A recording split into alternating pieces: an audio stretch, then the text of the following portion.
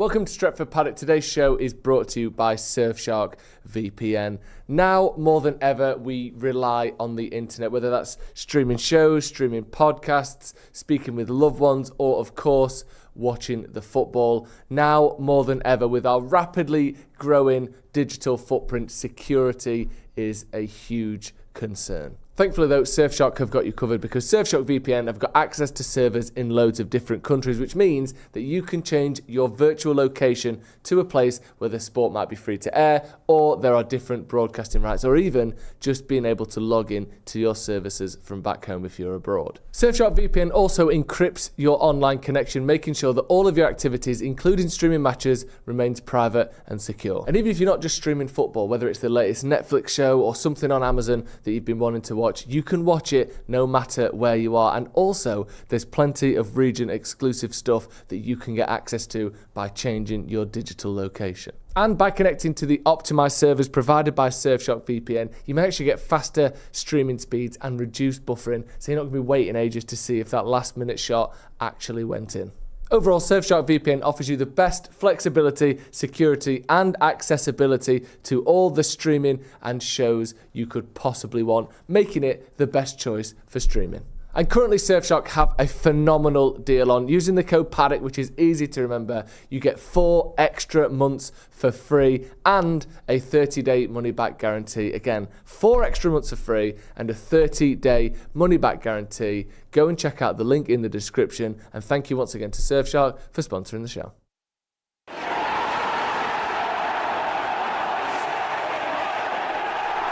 Hello and welcome to Stretford Paddock. My name is Joe and this is the Paddock Podcast. I'm joined as always by Jay Marty. How are you? Yeah, I'm good, man. Feeling well? I am feeling well. You're looking well? Thank you. I'm feeling full of the joys of winter. It's autumn. Autumn. What is it? Autumn? Yeah. What do they call it in America? Fall. Fall, that's it. Yeah, I'm feeling full of the joys of autumn. Pardon? Why? Yeah, why do they call it fall? Leaves and that. Leaves? Yeah. What, because the leaves fall? Yeah.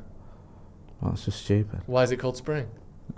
Because bulbs spring exactly. open. Bouncy. Jerry Springer. That's no less stupid than the leaves falling, is it? Bouncy time of year. How are you? It is a lot of people's birthdays in November. How are you, Ronaldo? I'm great. How are you? Yeah. Feeling good after the weekend? All right. Is this new? It's somewhat new. Is it? Yeah. Yeah, I've not seen you wear it before. Yeah. Are you going to do what you always do? What? Absolutely wear the hell out of it for about a month and then not wear it again ever. Possibly, yeah. Or you could do what Jay does and wear the hell out of it and wear it forever. Oh yeah, you could do what Jay does and wear merchandise from Stretford Paddock on Stretford Paddock. Speaking of, head over to the link in the description. Keeping the lights on. Merchandise. Jay's also summertime. You love a hoodie, don't you? It's hoodie It's done me that to be hoodie fair. all year round. Yeah, I do like a hoodie. It's my midlife crisis mode. I love it. There's a lot to talk about today, Jay. Yeah. Do you know what? It's weird, right? Because me and you did we did the watch along, right? And at the end of the watch along, there was like mixed emotions. I was a bit like, 10 minutes ago we were winning and then we drew.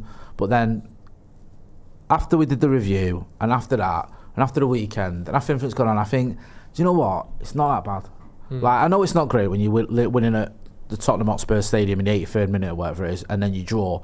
But let's have a little bit of context now and again. Like, we went down to 10 men. Yes, we shouldn't have let them back in the game, but they were lucky, right? For starters. I know people don't like to say luck. Deflected goals and all that, right?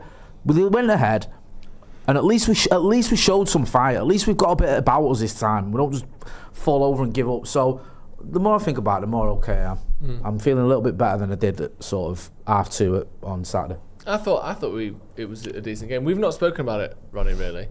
What did you make of the game? How United looked? Do you know what, is it interesting when we said a Paddock game? So I did watch the first half and in its entirety.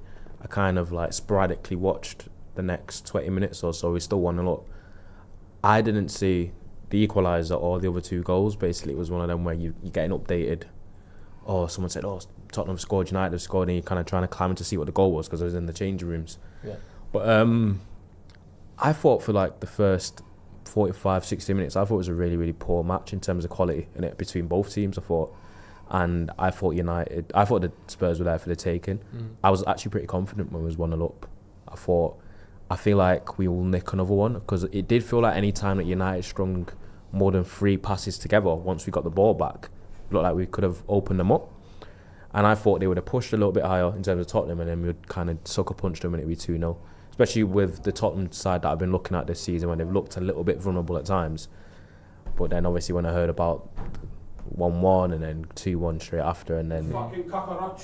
and then 2-2, I was like, damn, like, glad we won, glad we kind of equalised in the last minute. But in terms of an actual result, I feel like away at Spurs, 12:30 kick-off on a Saturday, it does feel like a good result when you look at it that way. It's just annoying because it feels like the past 2 games, and it shows maybe because of our performance level did improve and standards might have risen, that we're looking at the Forest and Spurs game and thinking we've kind of dropped points from winning positions rather than drop points in general. Do you know what I mean? The winning position thing is interesting to me. And we'll talk about teams who don't get in winning positions in Liverpool in a minute.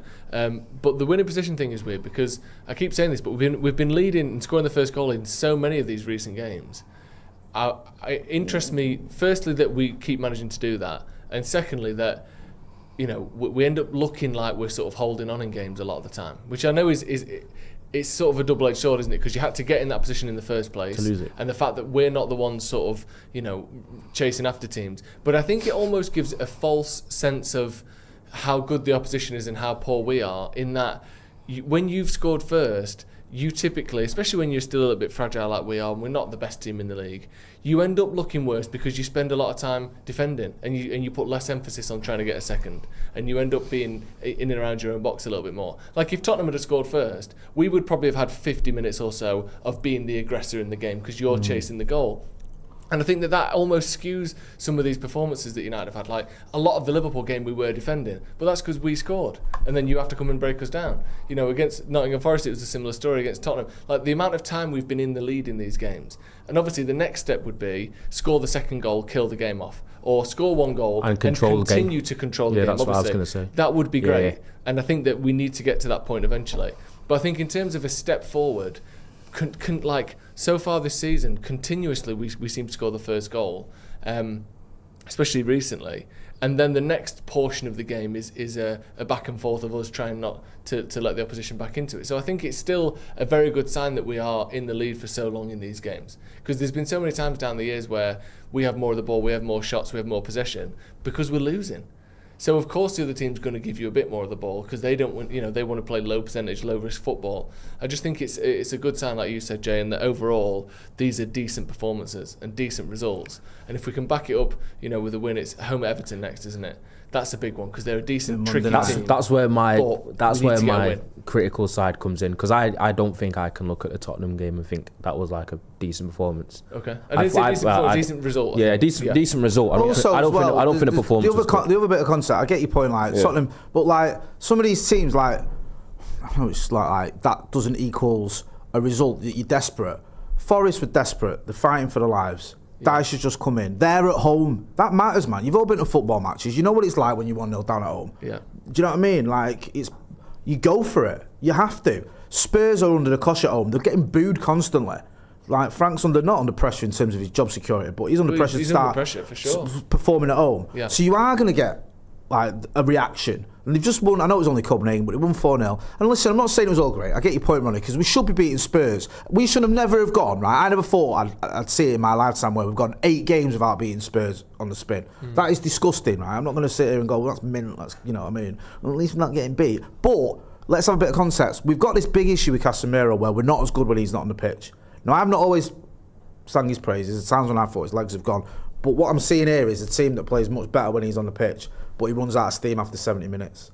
I know he played the full game against Forest, but we saw it on Saturday where I think he needed to come off, and he did. We saw it against Brighton in particular where when he came off, things looked different. I think there's a big drop-off between him and your guy, which is something that's got to be addressed. That's something the manager's got to deal with. He's got to fix that. Do you know what could have addressed that? Go on. If United signed a midfielder in someone like that. I don't disagree at all with that. I don't. And also other little things like Sesko's an easy target because he missed his chance. Yeah.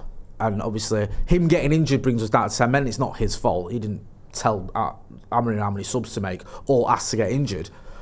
But he's just having one of those days where it's sort of everything that can go wrong did. But I think there's a player, I think he's going to help us and be effective. And I think a few months down the line, that's maybe a chance that he finishes. Yeah. A couple of updates on Sesko just before we move on.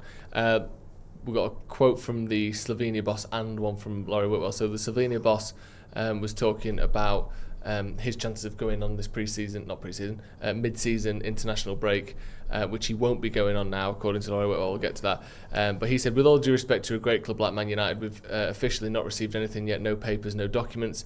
We want our medical team to take a look at it. Our doctor is an expert in his field. We don't just have anyone in this position.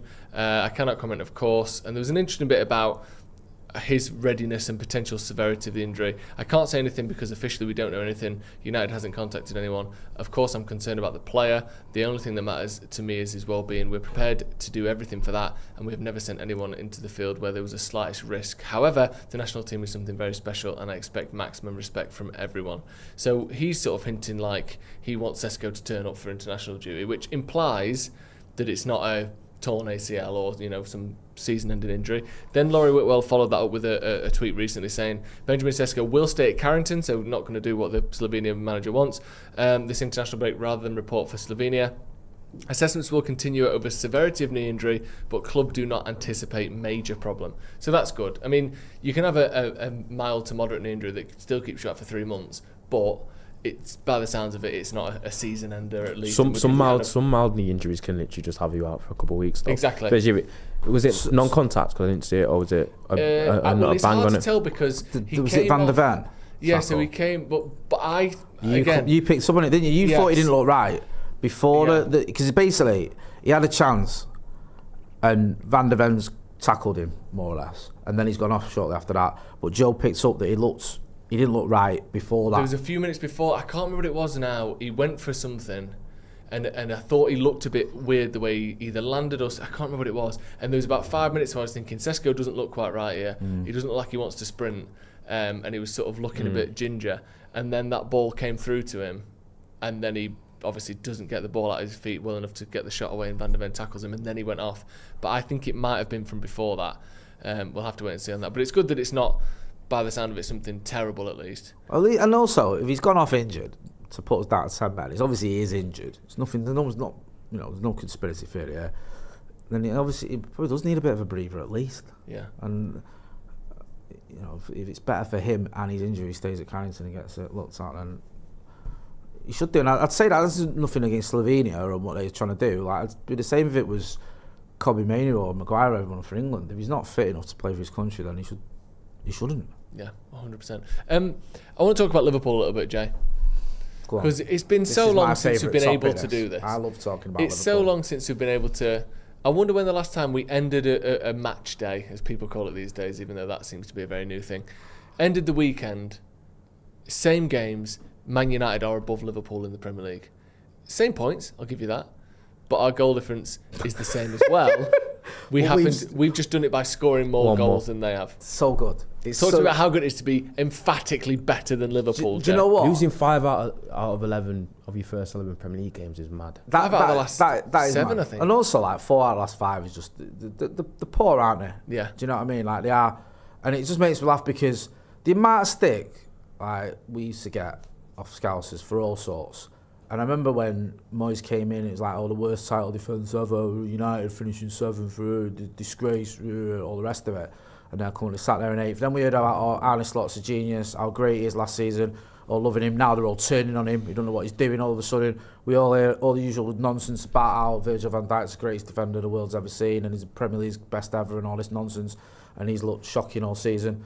And yeah, it's good to be able to revel in the fact that, yes, we are 7th, which isn't exactly great, but we're still above the Scousers. But look how he stuck it on Rooney. I know, do you see what I mean? I'm glad you picked up on that, because I honestly thought I was having some sort of acid flashback. Like, what is going on? Why am I not seeing everything everyone else is when I've just watched the same interview? Because literally, Rooney, Gabby Logan was trying to put it on him a bit, wasn't she? Certain people, anyone in particular. And Virgil van Dijk didn't really say anything. He was just being a bit generic. And then Rooney owned it. And so I said what I said, and I stand by it. And then repeated what he said. And then everyone was like, "Oh, Rooney pooed his pants," because he was his usual. How he normally speaks anyway. And then was he's stuttering and everything. Listen, that's how Rooney talks. It's how he's always talks. And been fortunate enough to meet him. That's how he talks in general, like we all do. And it was just like, what? People acting like he crumbled. He literally doubled down on what he said. And Virgil van Dijk didn't even say anything to him about it. He just sort of said, you know, we move on. And also, I actually didn't think Virgil van Dijk, in all honesty, came across badly in it. I don't think he was being a knob. Van Dijk was trying to do I think he was doing the players' union thing. Yeah. There's a thing with professional footballers and footballers in general where whenever they see ex-pros that played and breathed and lived and played at the same level as them, they almost have this feeling where they feel like when they go into punditry, they owe him a little bit of, you know, like brotherhood leniency almost, because you understand it. Because professional footballers have this thing where, or just football in general, where when they hear fans say stuff or they hear people that haven't really played the game at the same level as them, they kind of just brush it off, don't they? Saying, what do you know? You've never played at this level. They do have that. I'm just telling you for a fact they have that type of bravado. No, I heard that. Like, I'm not arsed. Fans don't. Their consensus is fans don't know what they're talking about 9 times out of 10.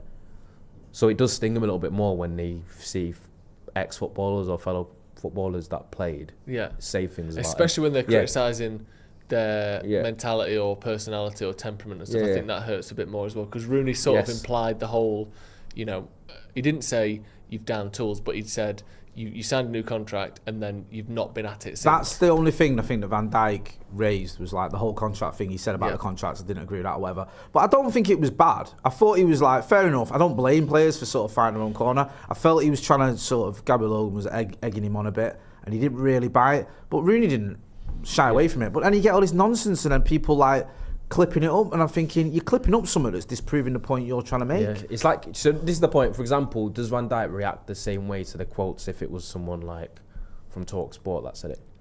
Like, do you know what I mean? It's if it's Wayne Rooney, someone. Yeah, well, he even said Rooney. Van Dijk, to be fair, said Rooney, you know, is a legend. Like, he acknowledged his stature in the game, because Rooney's one of the few players who's got a, you know, his hat's in the mix for so many things. Arguably, like, I think McElroy says he's the greatest Premier League player ever, and he's in that discussion. Yeah. Greatest English player ever, he's in that discussion. Yeah. Manchester United's record-breaking goal scorer, won every single trophy at club level you can win. Yeah. Like, I think it's only him and Carragher that have done that. Like, there's just, it was England's record goal scorer when he retired. Yeah. Like, do you know what I mean? Has won the Champions League, obviously, because he's won everything. Like, has won loads of Premier Leagues. Do you know what I mean? Has won individual awards. Like, there's nothing you can go, well, he don't know what he's talking about. No. What would he know about Champions League football? Well, he's won it, and he's played in 3 finals, and he scored in a final. The selfishness thing that you always mention about his teammates, but the 200 goals and 100 assists in the Premier League, he's the only player that's done that. So you can't even say, well, you know, he's just stat padding or he just did it all for himself or whatever. He, you know, Three of his teammates won the Premier League Golden Boot. Yeah. Like Berbatov, Ronaldo, and Van Persie all won the Golden Boot and the title in the same season, while Wayne Rooney, who's probably the most gifted player England's ever produced, was playing alongside them. Like, how often do you get a striker who does that for his teammates? Yeah. Like, the guy's different gravy, and I like him as a pundit. I like the fact he's honest.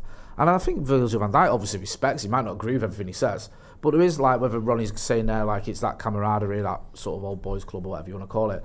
But there's a little bit of respect there, and it's just, again, it's just people looking for stuff that's not there, and it's this whole, like, oh, Rooney shit himself, but he didn't know. Do you think Slot's going to get the type of, he's going to get the pressure in the media, because we all know the difference in the way that Liverpool's addressed in the media compared to Manchester United, and also their players.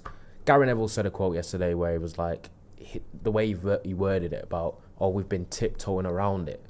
Didn't that speak volumes when he started the phrase? Yeah, I like the fact he was honest there, Gary Neville, because he's basically admitting that they've basically like swayed away from criticising Verts the whole time. I get, like, people look at that point and go, well, why have you been tiptoeing around it? I understand, but it's right, and I think he was being honest, because it's like Verts doesn't count almost. Like, you know, there's a guy that's Liverpool's record-breaking signing. Yeah. Or was for 2 weeks. Was for 2 weeks, sorry. At the time then, came in with all this fanfare, and it's not that he's not quite done what he's expected. Most expensive foreign export, we'll say that. He's looked shocking at times. You know what I mean? And was it the United game? Did he didn't start? Which says a lot. I don't care what anyone says. It's your biggest game of the season. You're not even starting. Then he plays his second biggest game of the season in terms of, maybe arguably biggest game in terms of what it means for the league title. He's got the Etihad, and you absolutely stink the gaff out. And he's getting bullied. You point out, Ronnie, like, even people like Phil Foden are bullying him. Neville sort of said the same thing. He said, Verts is a problem. It's an issue. He's 120 million, and today I thought he looked like a little boy. That cannot be the case. He's a German international, but he looks well short. That is, like you said, the little boy thing. I think that is a good way of summing it up. because he looks like a really talented kid who's been pushed up an age group too many to me. Like, they've got a 13-year-old playing for the under-18s. You know, actually, I know he's fucking amazing, but get back down with the under-16s because you've gone a step too far here. I would say that, yeah, but when I'm watching him, he's not even doing the basic fundamentals right, though. Do you know, like, passes he should make, or even like his technical actions, which is meant to be his whole USP, he's not getting that right either. So obviously his confidence must be on the floor, but he just looks crazily out of his depth. It's actually interesting. For someone that looked as good as he has since a youngster and been an incredible player in the Bundesliga and in Europe, to look as bad as he does. This is the thing, Ronnie. Yeah. I didn't watch a lot of him at Leverkusen, so I'm just going off what I'm seeing now, and he looks shocking. Just on Liverpool. Well, I'm sorry, you know what I mean? Because it's nice to be able to sort of rub it in and really sort of analyse and dig into their failures as much as we can. Well, we can. Because they're literally a goal worse than us. Yeah, this is shameless and I love it. It is shameless. It's absolutely shameless. But we need to be able to do this. And there's been very few times where we've been really able to sort of drill into why they've been so poor this season. Because they've lost 7 of their last 10 games. Shocking. They lost 4 in a row or 5 in a row, I think, in all competitions. Amram has never done that as Man United manager, despite barely winning 2 in a row until a month ago. However, what is going wrong there? Because I understand the whole they've changed too much or this, that, and the other. I get it, but they're so much worse than last season. They won the league so easy last year to the point where the last 6-7 games, I think they lost half of them because who gave a shit? Like they walked the league by the end. Why is it so far off this season? They've already lost more games this season than last season. They've lost 2 more games than we have already this season, just in the league alone. What's happening? I think last season the rest of the competition was miles off it, to be fair. Right. I think that also didn't help. I don't like making excuses for Arsenal, but Arsenal have had a terrible time of it with injuries as well, competing with the title against them. Last season? Yeah, last season. Yeah. And obviously City fell off with the Rodri ACL. And I felt like they had a little bit of a drop-off outside of him anyway. But for me, I think he was kind of riding the coattails of the momentum that almost Klopp built. And then Mo Salah had one of the greatest individual seasons of all time. So I think that kind of carried him over.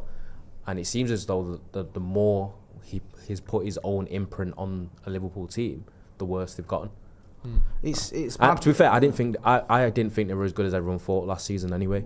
I just thought the rest of the competition was poor. I used to watch Liverpool games quite often, and I thought they conceded a lot of final third entries against them, and I think they were just bailed out by who we criticised. Van Dijk and Konate had a really good season last season. Konate less so, Van Dijk did, to be fair.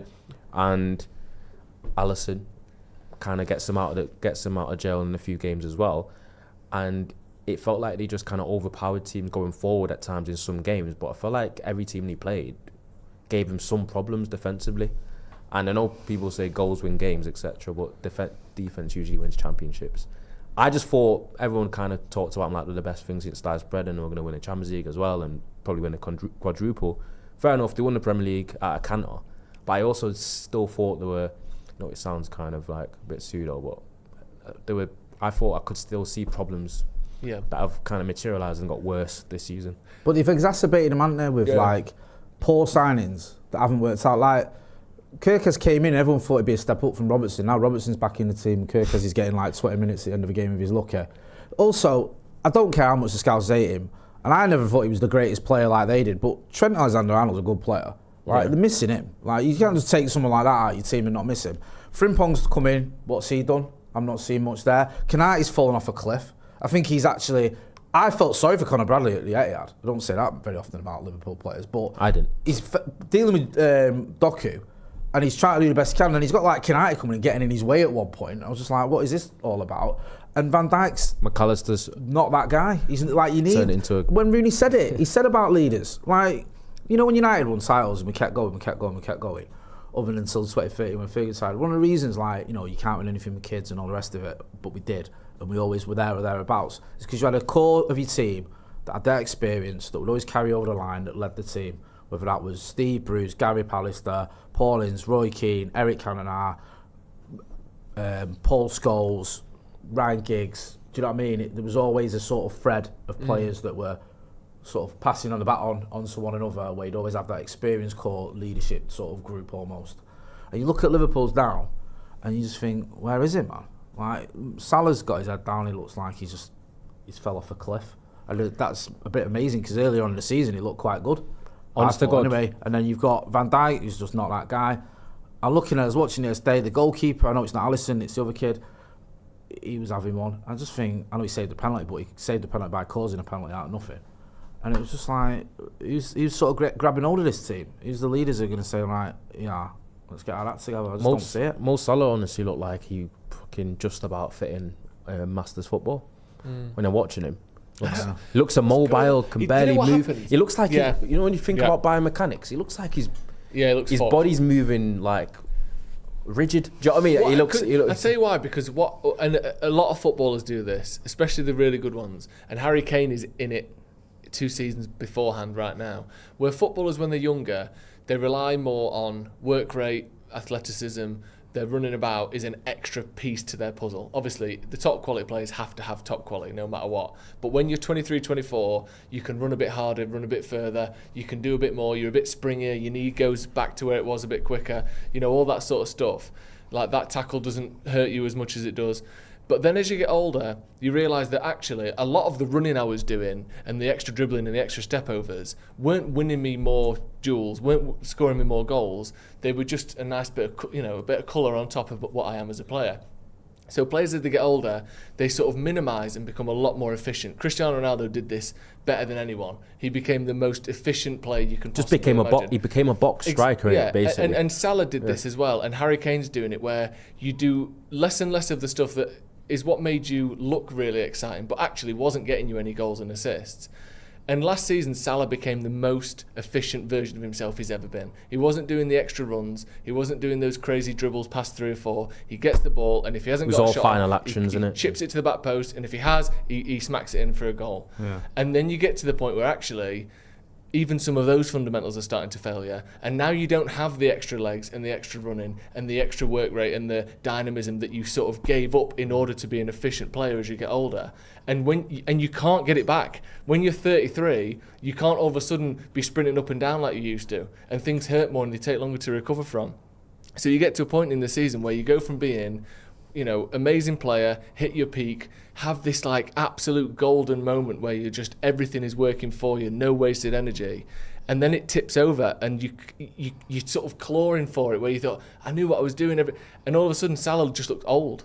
And he's going to have seasons, or he might have another season where he gets 15, 16 goals again, but he'll never have another season, I don't think, like the one he had last year, because that was the culmination of years of what actually is Mo Salah as a player, and I'm going to just solidify that and be that one thing. Okay. And I don't think he's got anything left to bring back in now. Right. And like Harry Kane now is hitting that same thing where you just think he's just perfect Mr. Harry Kane. His positioning is unreal. He lays the ball off well. He arrives in the box at the right time, and he's scoring more goals than ever. But there's a reason why no one hits their peak at 36. Sometimes you hit it at 26, sometimes you hit it at 31, 32. Pirlo? Maybe. But even that, it was 32, 33, I think, and that was in a slower league Van der Sar. 15 years ago. Yeah, goalkeepers aside. I'm messing about. But again, Van der Sar was the same. He's a goalkeeper. By the end, when Van der Sar was 38, 39, he was the most efficient goalkeeper I've ever seen. I agree. Not a single wasted motion in any game. This is why people underrate him. Because he read the game so well that he did it a shot that's like an amazing shot, but he'd already be stood there waiting for it. Yeah. He just read it so well. Very few we still did the spectacular, but most of his saves looked easy because he was positioning and his reading of the game was phenomenal. And that's another underrated. So Liverpool have tried to replace sort of Salah and they haven't tried to replace Van Dijk yet, which is one of the big issues this season. But they've tried to replace this front line and move into the next generation. You've got Wirtz at 21, you've got Isak at 25, 26, you've got Ekitike at 22, 23. Like, you can see that they're trying to do it, but the problem is they haven't given them enough time where they're both at their peak. You mentioned there about Rooney and Giggs, or Ronaldo and Giggs, or whatever it may be. It sort of goes under the radar, I think, that the quality that Giggs, Scholes and Neville to a slightly lesser degree were still at 34, 35, 36. Because most players, you don't get that. Mostly you're done by 34 at the top level. Yeah. Giggs was still not his best, but a functional, very good Premier League player till he was 39, 40. Scholes, 35, 36, 37, which meant that these other players had more years to kind of take over the mantle. Yeah, it's a shout. you didn't have to come in and replace them in 1 year because they've dropped off a cliff. Yeah. They were still top players until they were in their late 30s, and we're not seeing that out of Salah at the moment. So that attack has to be wholly different. Do you think this is it for him? Salah. Yes, because I was. Because I know you've just obviously. I always explained thought yourself. he signed a 2-year contract, and it's also one obviously when you go into your final one. I feel like it's after this season. It might be they might try and go back to Saudi and be like, would you take him? And this is why I'm glad United signed Mbeumo, because that would have been a perfect replacement for them. He'd have been unreal. Do you know what I mean? It's basically like a younger prototype, and now we have him. Yes. What are the comments saying? Yeah, we've got a few super chats. Then we get into some of these. Tom Parker joined the academy. Thank you very much, Tom. Yes, Tom. T-Bone McSwiggins says, any chance of Tony O'Neill coming on after Webby? Obviously, their channel. Oh yeah, we know. I don't Tony. I've known him for years. Yeah. We can always chat to him. Yeah, potentially. Sam Sargent says, happy 2 months. Thank you very much. You wonderful men. Brian Mbeumo is the best player to ever grace the game. That will be all. We'll come back to that. Doc Rock, as always in the chat, 28 months as a member. Aloha, gents. We are fine. This is going to take time, and people need to be patient. Building slowly will be the best for long-term success. Joel says, Liverpool has lost more games in 2025 than Manchester United. I saw that stat. Is Love that that. true? Yeah, they've lost 17, we've lost 16, I think. Or 16, How is 15. that true? It is because they lost so many of their last few games after they won the league as well, Yeah. didn't they? And also they were losing. They were losing like knockout games, so they lost the final to Palace. Yeah, that's true. Yeah, Uh, and then they were, I they think went out in the Champions League. went out in the obviously, Champions League. They didn't lost the win game it. as well. So they did lose quite a lot because they were losing in the league because they kind of tossed off after they won, but then they actually lost important matches like the final and was it quarters or was it semis? What? Champions League. Champions League. I can't remember. It What was final are you on about? PSG. Wasn't it? PSG. I think it was the quarters. 'Cause PSG Because they played Villa in the semis, didn't Yeah. they? Or was it Villa No. Round of 16 maybe. Round of Villa in the 16. quarters, Arsenal in the semis. Yes, because Yeah.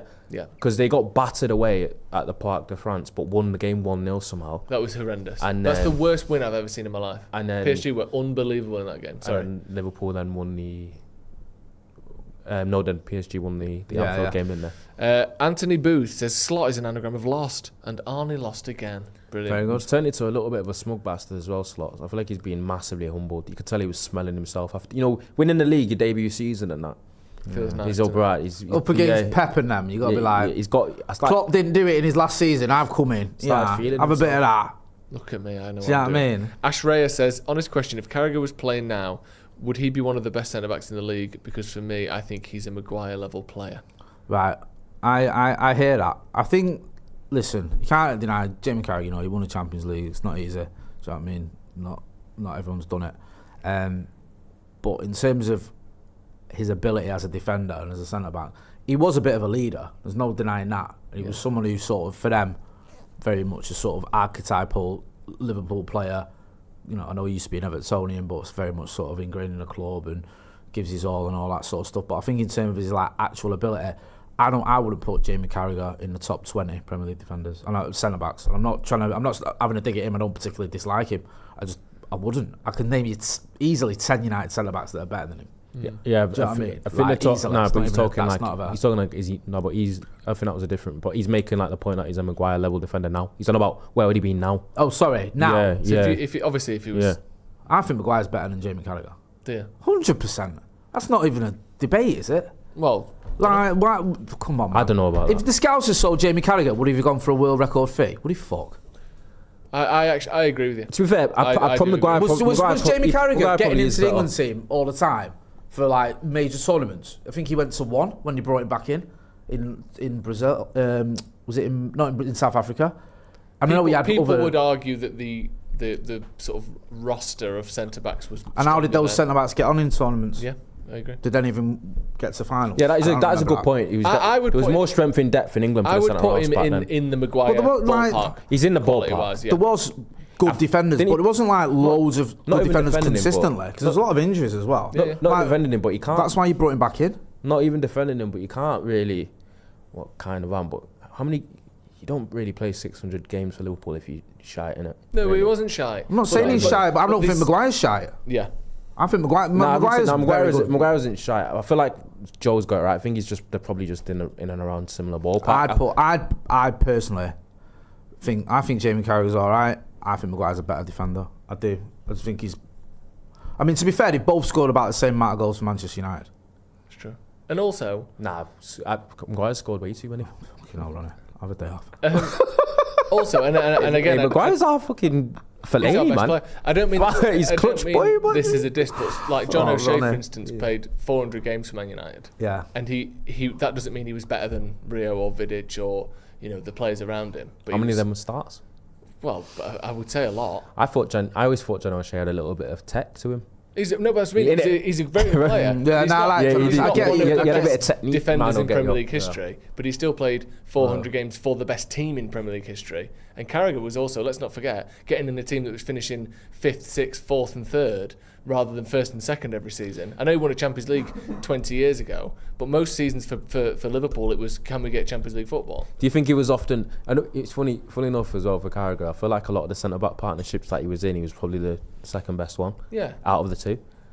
The partnerships. Yeah, was it Skirtle and Sammy Hippier? But the thing is, he was a good player, but he's not like a Premier League, top 10 centre-back. No, like if he was around now, I'm trying to think of a player who's sort of the level you'd put him alongside. Maguire sounds about right. I don't know. I think Maguire's better personally. That's just my personal opinion. I just think he is. I know you say, I'm being biased. Yeah, you are. I just but it's just fair, isn't it? No, yeah. Like I can admit, I'll admit Xabi Alonso's one of the best midfielders I've ever seen. Yaya Touré's one of the best midfielders I've ever seen. Don't think you fucking love Yaya, innit? Come on, man. Like I hate it. Hey, Jay loves Yaya Touré. Come on, that's 2013-14 season, and even when he was at Barca, and even when he was against us, it pains me to say he was good. But I just think Jamie Carragher was just a good player, but he fitted in well at Liverpool. Do you know what I mean? It's obviously just what they needed. Like sort of Connor Cody vibes. That's a good, yeah. He wouldn't have got that's a good comparison. He wouldn't have got 500, 600 games for United though. I don't think. Who? Jamie Carragher? What the fuck? Not a chance. Not a chance. He wouldn't have got 6. What? No, I'm not. Like, he wouldn't have. Come on. Are you telling me to drop Yap Stab or Ronnie Johnson or Gary Pallett? Probably Gary Pallett. 6 in the EFL Cup. Are you sure? We've had a few EFL Cup games. Yeah, maybe. All right, then. Maybe he would have. Yeah. Can we talk about someone else that I feel like are just getting away with everything because they've got no natural predators? Newcastle United. I thought it was the food chain thing now. Well, it is because they. You know the answer to that with Newcastle, though, innit? They're just not that big of a club to have that type of scrutiny. They're 14th in the league. Yeah. They've lost 5 games, which, to be fair, is only the same as Liverpool. But they've got 12 points. We're 6 points clear of them. And I know, obviously, it's still early on in the season, and we're 8 points behind Arsenal. But is there any pressure on them? Do you worry? Are you glad that they're losing matches? Do you think that it's surprised? Like, they spent the same amount as us. They spent more than us this summer. There is pressure because didn't Carragher do a segment where he said that he thinks Eddie Howe's kind of like maxed out?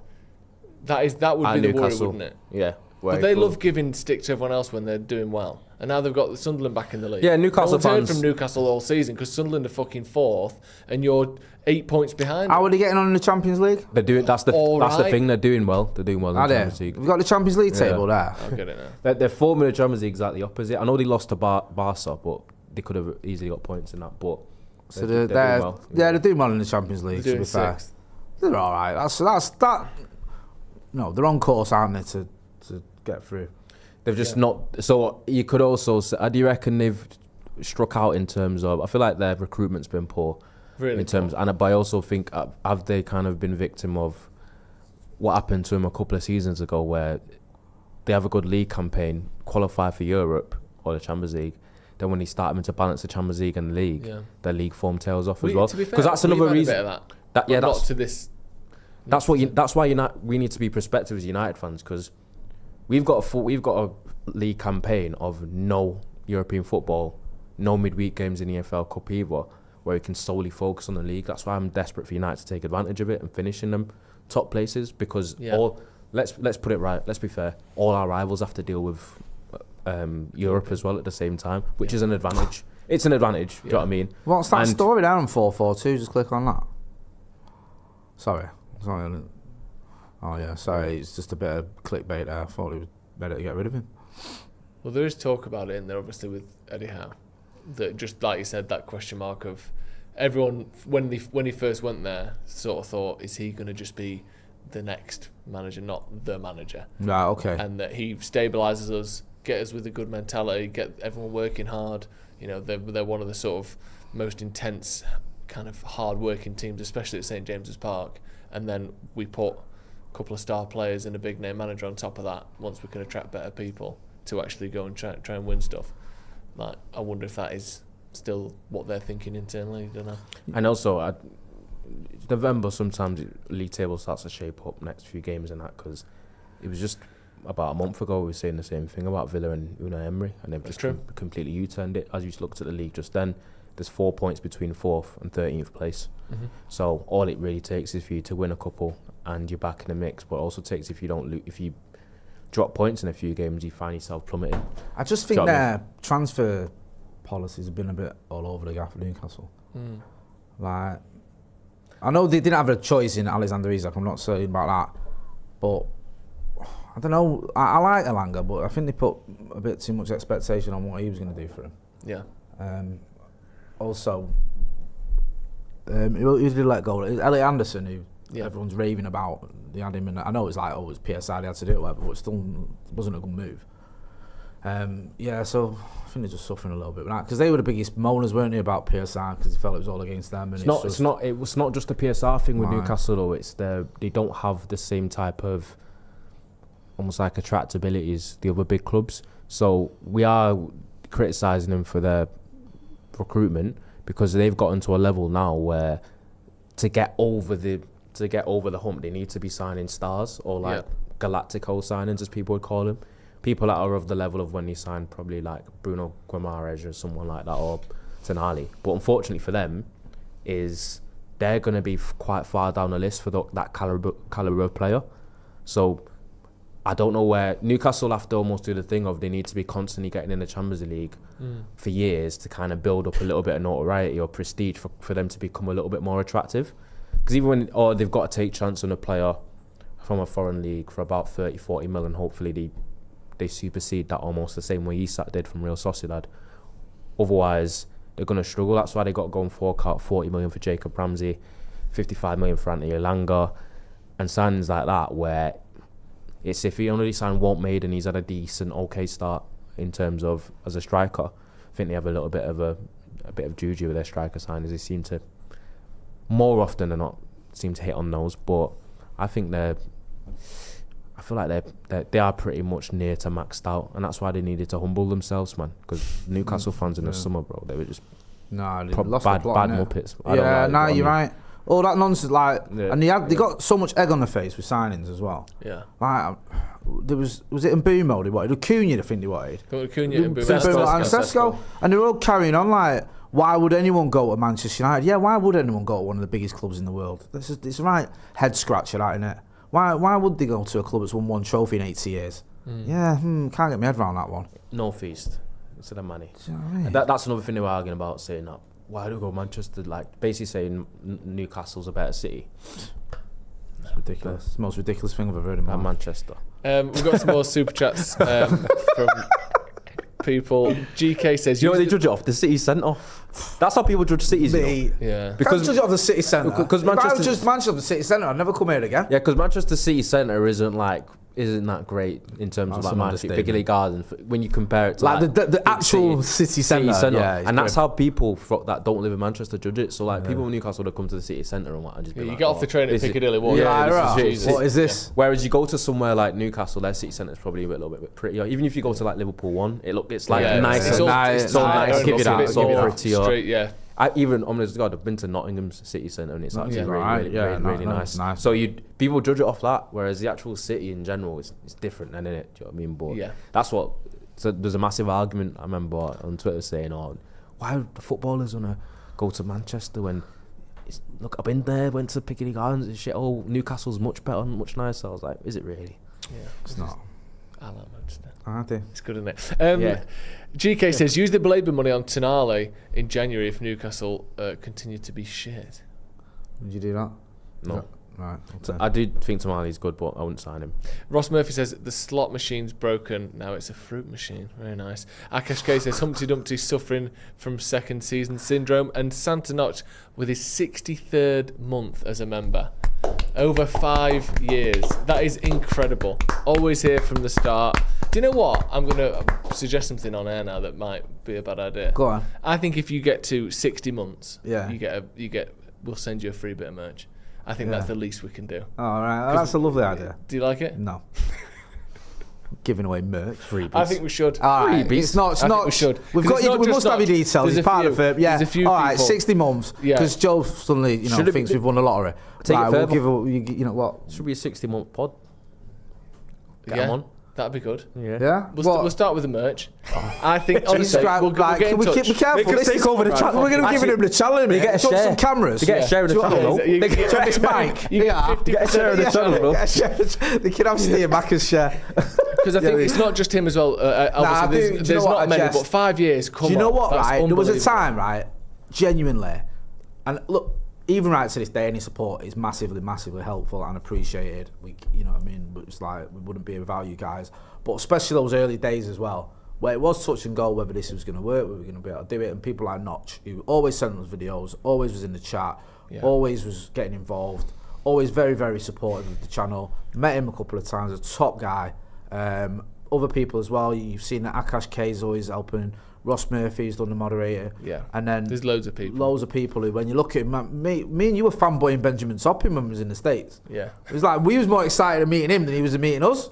It's like, oh my God. That is a name that rings a bell. Mate, Like I've who is seen that in it? a couple- It was yeah. like throwing our arms around him, like, thank you. Yeah. So we'll get that. Was sorted. you more excited to see Yeah, I was him more excited than to see Ben than Then he he think was he was to to see see- us. He was like, all right, how's it going, guys? I'll go through the members and anyone that's got 5 years basically. Yeah. You can pick something. We'll have a chat with you after this, Notch. But thank you very much. Thank you to everyone. We need. I've got 16 months. Have you? You got nothing. We need your Wally of the week. Someone Ronaldo. tagged me in something on Twitter. Forgive me for going on my phone. Okay. Someone said this is a contender for Wally of the I won't week. forgive. All right, fair enough. I don't forgive, but I do forget.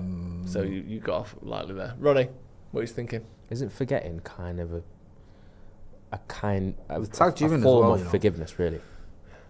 It's a form. It's an like implied around forgiveness, it's isn't implied it? forgiveness, that Yeah. forgetting. Who would I say is Wally? I don't want to dig a player out, man. When I saw the goal back for the Richarlison one. Mate, that's who they've tagged us in on. They've tagged you in as well. Miles, Punctual Wizard, has tagged us in a tweet. Yeah, I've seen that. Saying Wally of the week candidate, easy one. He's tagged you in as well, not that you go on Twitter, for Richarlison. So is that yours? I don't know, we were chatting upstairs. Sorry, Ronnie, you interrupted them. Is that going to be yours? Richarlison. That actually wasn't, but now that you've given me that one, yes, I'm going to say Richarlison for celebrated twice, taking his shirt off in the 90 minutes just for his team to not win the game twice. I think that is quite comical. So that's my Wally of the week as a cop out. I hate it though, because I don't You mind get it, though. that. It's passion. It's like we're trying to kill passion in the game, aren't we? With VAR, with people celebrating, and actually we found an infringement 10 minutes ago, so that ain't a goal. I've seen you a couple of times on watch-alongs where you've not been able to let yourself go in the way you want to because you're waiting, which I get, for that sort of flag going up or whatever, or the decision, the VAR decision. Yeah. And the guy thinks he's just got the winner against Manchester United in the last minute, so he loses his head a little bit. I love that. I actually respect it, do you know what I mean? Because there's too much sanitisation in football. It is funny. Obviously funny from 2 points of view. One, United point of view, and funny, it's just that's twice he's done it and twice it's not been the winner. But I kind of sympathise with him a little bit because it's not like people go, this guy was celebrating like it was a Champions League final. It's a last minute winner against United. It's not pretend that it's not a big game and a big result. So is your Wally of the week Ronaldo then? No. Picking it. No. Yeah. I'm trying to think who might. Do you know? I've got one if you're Go not on, ready. go on. Just You- Liverpool Football Club. Right. To play like that against Man City, I know they had a goal disallowed that shouldn't have been. I get all that. Yeah. They were shit. They were awful. They looked like a team 2 or 3 levels below Man City. Yeah. You're the reigning champions, and you spent 450 million. And for some reason, it's not the manager's fault. It's not Van Dijk's fault, or Salah's fault, or Wirtz's fault, or Isak's fault. It's none of your players or staff have got any blame in the fact that you're shit all of a sudden. Yeah. And yet you go to places like the Etihad, and you play like you're a team fighting relegation. just desperate to stay in the game. They looked absolutely woeful against Man City, and it's embarrassing. And any other champions will be held to a higher standard than this. And for some reason, Liverpool are just getting away with it. No. It's not great, is it, for Liverpool? But they did so well last year. Who cares about last year? Back when United won titles, you had to do it every single year. It's not just about doing it once and then fucking it off. Fergie did it for 20 years and was held to that standard for 20 years. So if you lose 5 of your first 11 games, that's a disgrace. That's awful. And you spend the most anyone's ever spent or any champion has ever spent on their title in the summer and get worse. Someone needs to be taking the blame for this, not just, well, I'm sure Isak will come good. That's not enough. They're awful. And they're playing awful. Anyway, Jay. There's a few contenders. Do you know what? I might just go Leeds fans, I haven't even seen anything from Leeds fans this season. Right, do you know, they were getting a little bit excited because they'd had an okay start to the season.